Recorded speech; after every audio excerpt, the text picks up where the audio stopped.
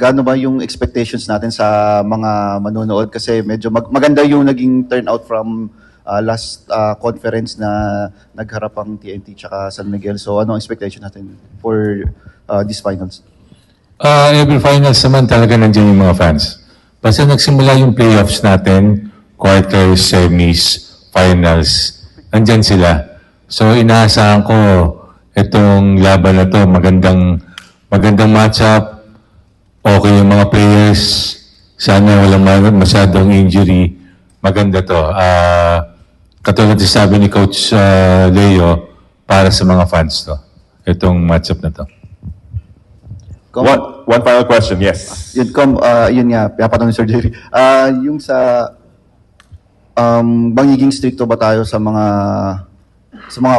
game officials kasi ayaw naman nating mangyari yung from last time. Nag-board meeting kami nung Thursday.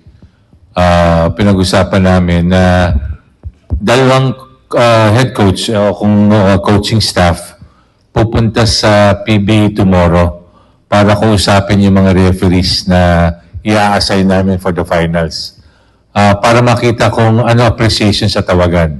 Paano tawagan, magkaroon ng konting liwanag ang mga coaches pati yung mga referees.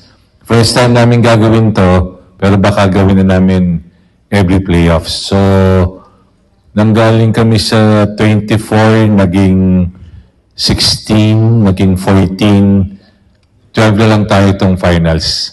12 to 14 ng referees natin. Sana maayos ang tawagan. Hindi naman natin mawawala yon. Pero gagawin namin lahat. Para mga players din yan eh. Kung sa tingin nila dapat nilang gawin o tulad lang sinabi ng mga players, depende sa gising.